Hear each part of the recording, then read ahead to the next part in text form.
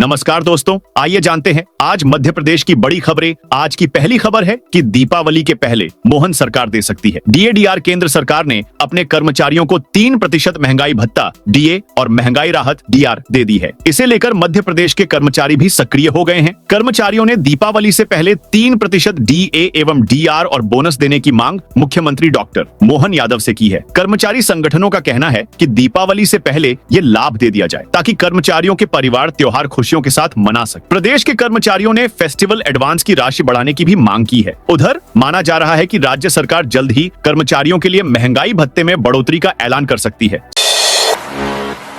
सड़क ब्रिज बनाने से पहले लेनी होगी ये परमिशन। प्रदेश में सड़क ब्रिज सहित शहरी इंफ्रास्ट्रक्चर के प्रोजेक्ट में अब प्लानिंग स्तर पर ही पर्यावरणीय अनुमति के लिए भेजना होंगे। जिला प्रशासन इसका नोडल रहेगा। यहीं से इसे लेकर संबंधित एजेंसियों को भेजा जाएगा। यहां से ओके होने के बाद ही काम आगे बढ़ेगा। शहरी क्षेत्र का प्रोजेक्ट है तो इसे शहरी आवास एवं विकास विभाग, वन व पर्यावरण से जुड़ी एजेंसियां जांच करेंगी। ग्रामीण में जिला पंचायत स्तर व राजस्व वन क्षेत्र को लेकर एनओसी की प्रक्रिया करेगी। पीडब्ल्यूडी, एमपीआरडीसी समेत इंफ्रास्ट्रक्चर को लेकर काम करने वाली एजेंसियों को ये काम करने के लिए कहा गया है। इसे लेकर अभी बैठकें की जा रही हैं। नवंबर में इसे लिखित आदेश हो जाएंगे।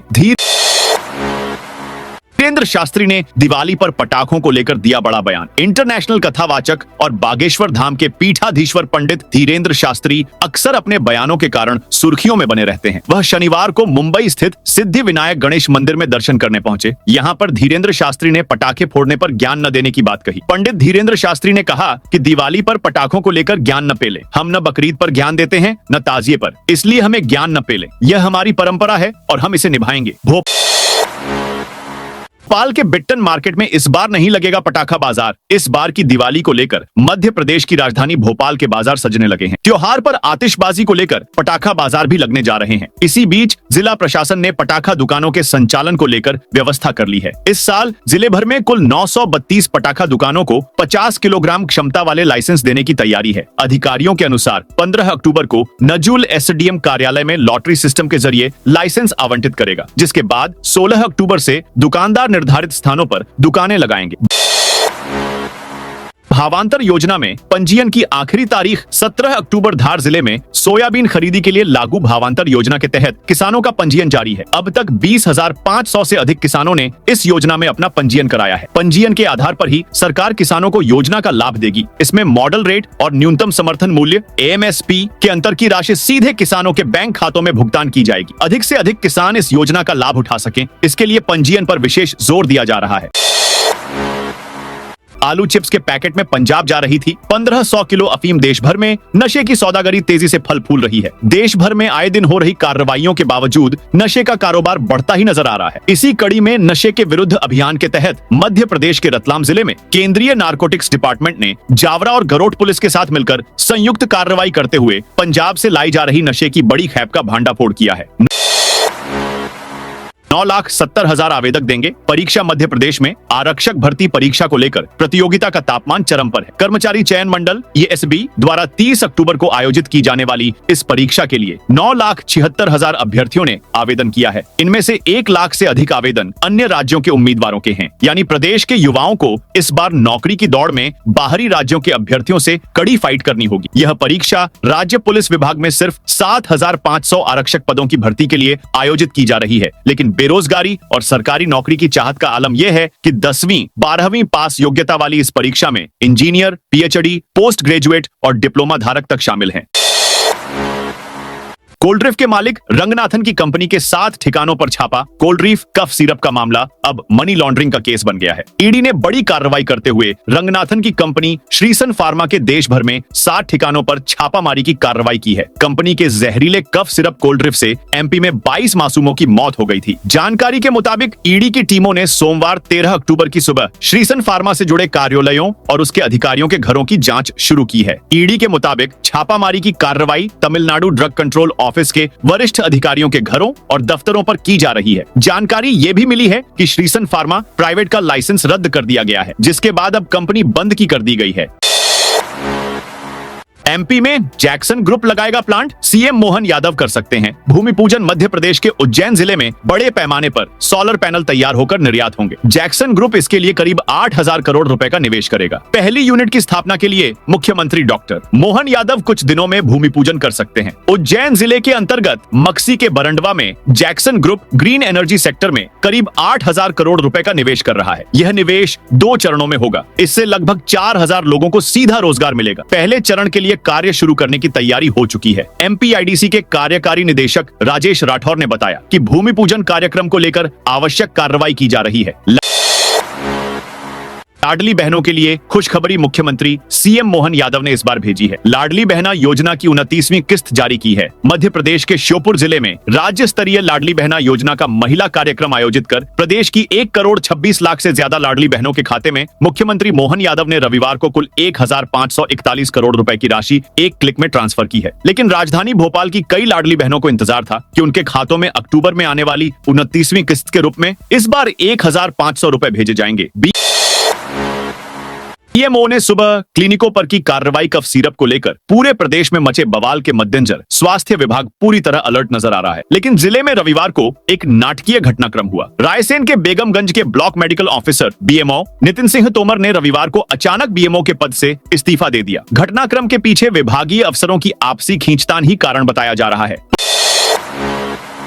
पुलिस ने विवादास्पद 260 पोस्ट हटाई। मध्य प्रदेश हाईकोर्ट की ग्वालियर खंडपीठ के परिसर में डॉ भीमराव अंबेडकर की प्रतिमा स्थापना का विवाद थमता नहीं दिख रहा है। ताजा मामले में हाईकोर्ट के वकील अनिल मिश्रा द्वारा डॉ अंबेडकर पर की गई टिप्पणी से ग्वालियर चंबल अंचल में तनाव की स्थिति बन गई। मिश्रा के बयान पर दलित संगठनों ने 15 अक्टूबर को ग्वालियर में कड़ा विरोध प्रदर्शन करने की चेतावनी दी है। सोशल मीडिया पर लगातार ग्वालियर पहुंचने की अपील की जा रही है। वहीं सवर्ण समाज के संगठनों ने भी 15 अक्टूबर को ग्वालियर पहुंचकर शक्ति प्रदर्शन करने की बात कही है। दोनों पक्षों की ओर से सोशल मीडिया पर की जा रही अपीलों को देखते हुए ग्वालियर पुलिस ने बलवा और उपद्रव से निपटने के लिए मॉक ड्रिल की है।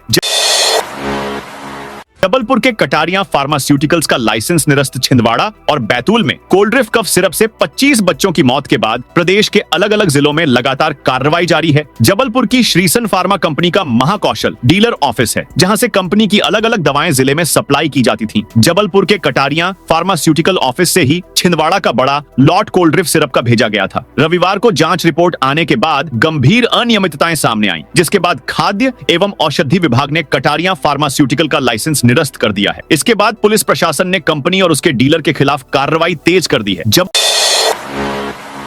वन भूमि अतिक्रमण के साधारण मामले कोर्ट से होंगे वापस। राज्य सरकार ने वन भूमि पर हुए अतिक्रमण को हटाए जाने के बाद कोर्ट में चल रहे इससे संबंधित केस वापस लेने की तैयारी की है। इसको लेकर वन विभाग ने वन बल प्रमुख को निर्देश जारी कर कहा है कि जिला स्तरीय समितियों के माध्यम से कार्रवाई की जाकर इस तरह के मामले खत्म किए जाएं। इसके विपरीत वन अपराधों से संबंधित केस वापस नहीं होंगे, यह भी स्पष्ट किया गया है। उधर मुख्यमंत्री ने अतिक्रमण से मुक्त होने वाली ऐसी भूमि पर समृद्ध वन विकसित करने के भी निर्देश वन अफसरों को दिए हैं।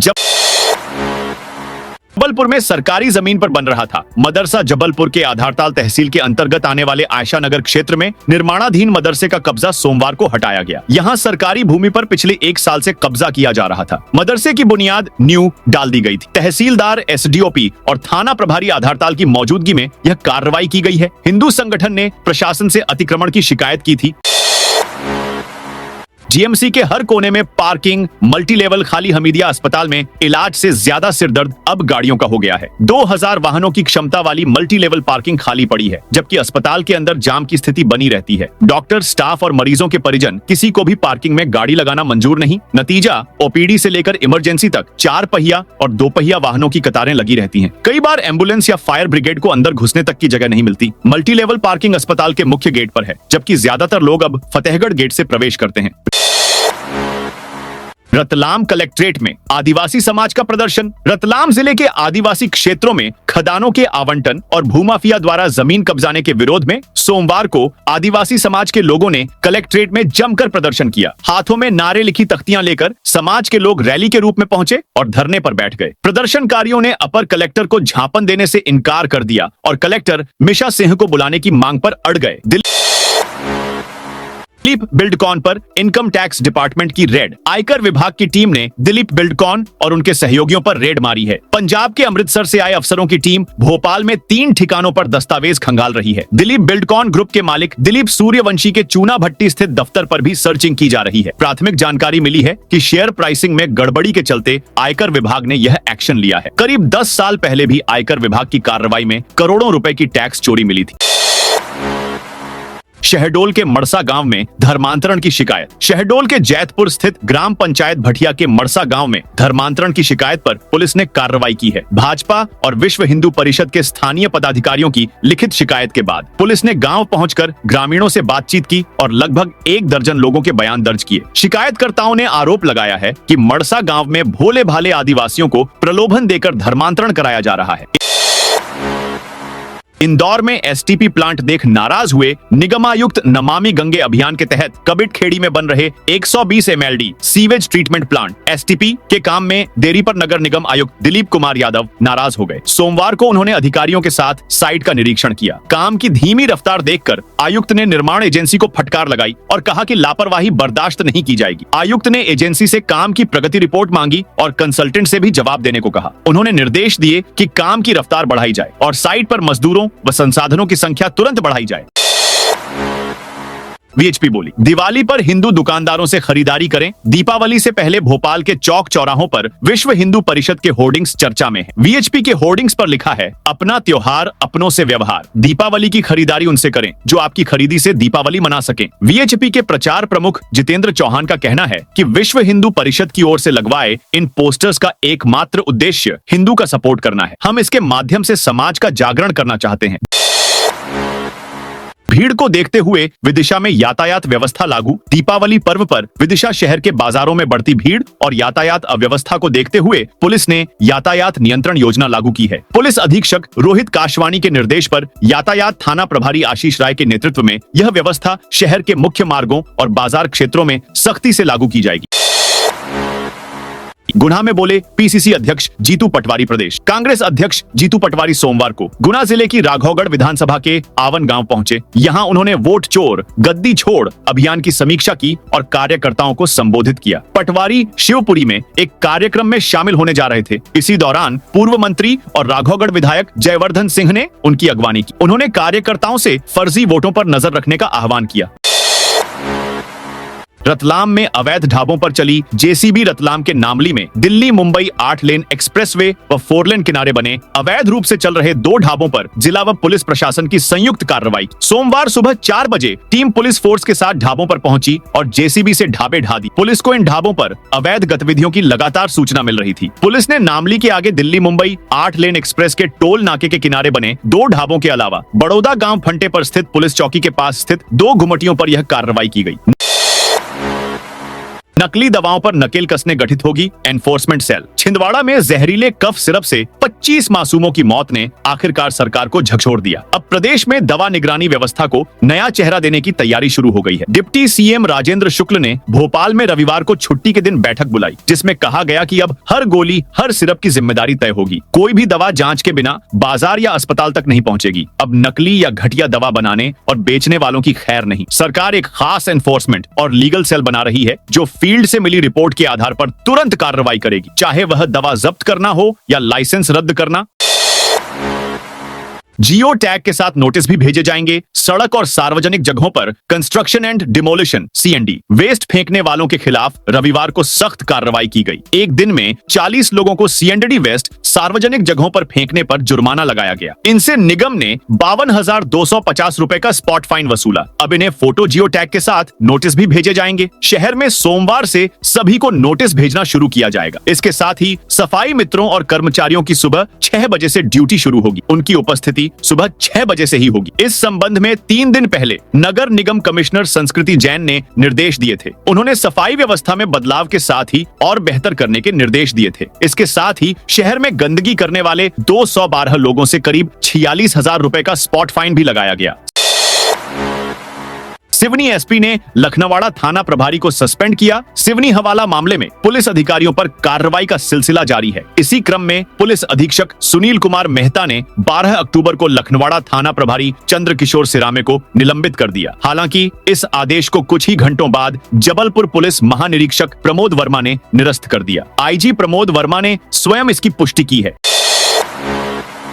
आबकारी विभाग ने आर्य समाज मंदिर को नहीं माना। मंदिर भोपाल की अरेरा कॉलोनी में आर्य समाज मंदिर के पास खुली शराब दुकान को हटाने की शिकायत कांग्रेस के प्रदेश प्रवक्ता विवेक त्रिपाठी ने राष्ट्रीय मानव अधिकार आयोग NHRC से की थी। आबकारी विभाग ने NHRC को दिए जवाब में आर्य समाज मंदिर को मंदिर मानने से इनकार कर दिया। विभागीय अफसरों के जवाब का खुलासा खुद NHRC मेंबर प्रियंक कानूनगो ने किया है।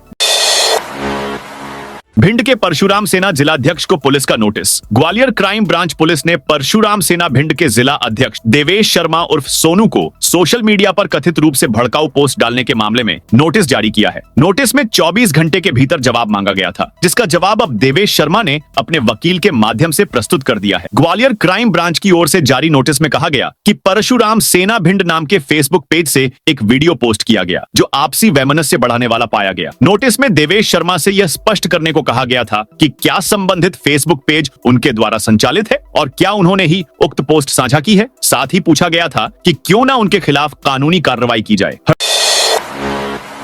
हरदा में 13 अक्टूबर से किसानों को मिलेगा यूरिया। हरदा जिले के किसानों के लिए राहत की खबर है। प्रशासन ने सोमवार 13 अक्टूबर से यूरिया वितरण शुरू करने की घोषणा की है। इसके लिए जिले भर में सेवा सहकारी समितियों, विपणन संघ के गोदामों और निजी विक्रय केंद्रों पर पर्याप्त भंडारण किया गया है। कृषि उप संचालक जवाहरलाल कासदे ने बताया कि किसानों को अपनी सुविधा अनुसार नजदीकी वितरण केंद्र पर जाकर आधार कार्ड और आर्ण पुस्तिका के साथ यूरिया प्राप्त करना होगा। उन्होंने किसानों से अनुशासित तरीके से वितरण में सहयोग की अपील की है। तो दोस्तों, ये थी आज मध्य प्रदेश की बड़ी खबरें। आप इस वीडियो को कौन से जिले से देख रहे हैं, उस जिले का नाम जरूर बताइए।